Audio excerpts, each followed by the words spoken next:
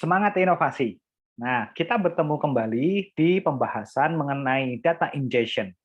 Pada kali ini, saya akan membahas apa saja tipe dari data ingestion. Nah, tipe dari data ingestion ini merupakan sebuah cara atau proses dari tadi melakukan transportasi data dari data sumber ke dalam storage penyimpanan big data data kita dalam bentuk data warehouse atau data mart dengan pendekatan yang berbeda.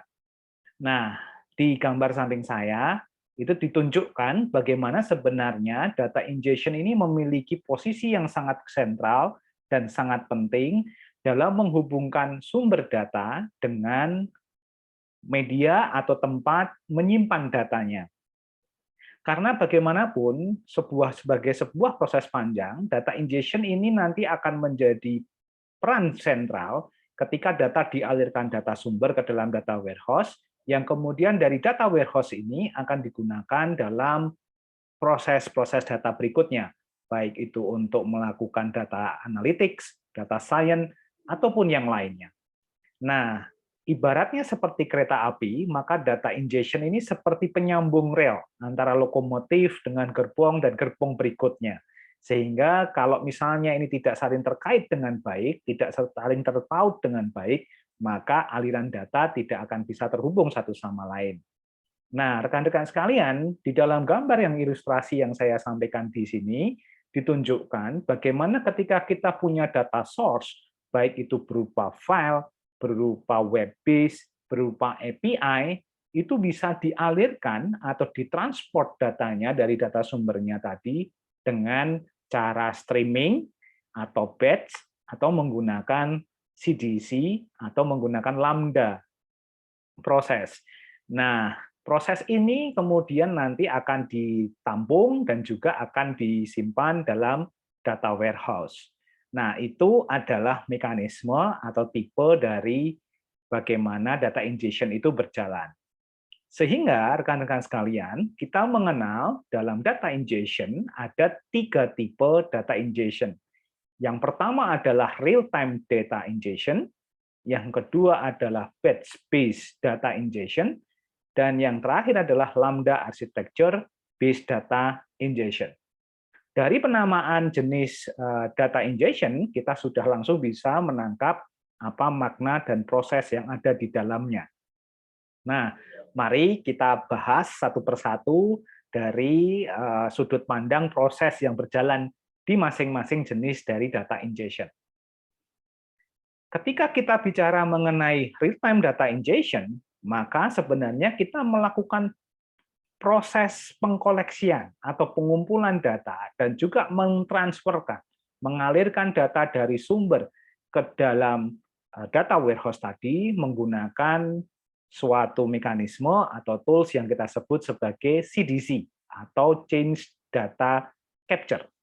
Nah, dalam konteks ini, real-time data ingestion tentu saja ingin melakukan proses pengumpulan data secara cepat dan instan. Ketika terjadi perubahan dari data sumbernya, maka seketika itu juga sebisa mungkin data juga dialirkan ke dalam media penyimpanan data tadi. Nah, rekan-rekan sekalian, proses itu kemudian yang memunculkan namanya continuous streaming. Jadi kita bisa menggunakan berbagai macam cara atau teknologi, contohnya seperti kita menggunakan Kafka, kemudian menggunakan database, log file, sensor, maupun cloud provider yang mensupport teknologi yang kita hubungkan datanya, itu secara real time, secara continuous, data akan dialirkan secara terus-menerus ke dalam media-media penyimpanan data, baik itu dalam data warehouse maupun dalam media penyimpanan big data storage kita. Nah, model pengaliran data inilah yang terus-menerus, tidak terputus, berjalan seiringnya waktu, maka ini yang disebut sebagai continuous streaming. Ya, jadi ini yang menjadi penting. Nah, miriplah dengan streaming yang kita kenal ketika kita melihat streaming film di internet, misalnya semacam itu. Nah, tetapi pada poinnya adalah meskipun streaming, meskipun real time, memang secara teori bisa disebut sebagai real time, tapi secara waktu ya tidak selalu real time sekali. Biasanya kita lebih moderate mengatakan sebagai near real time, mendekati real time. Karena bagaimanapun pasti ada jeda waktu antara pengiriman data dari data sumber ke dalam storage data warehouse-nya. Nah, itu adalah ilustrasi penjelasan bagaimana mekanisme data ingestion dengan menggunakan real time. Nah, teknologi-teknologi pendukungnya cukup banyak. Ya, nanti kita akan bahas juga nanti di penjelasan berikutnya. Berikutnya adalah di dalam real-time data ingestion, kita menggunakan yang namanya Change Data Capture atau CDC.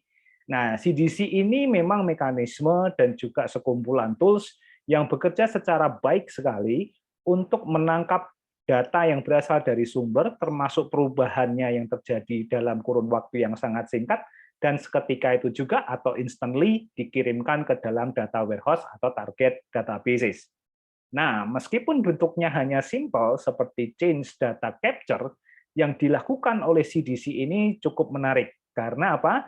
Karena yang dikerjakan adalah mekanisme bagaimana dia melakukan proses untuk selalu memonitor perubahan data dari sumbernya dan mengcapture perubahan itu untuk disimpan dalam data warehouse.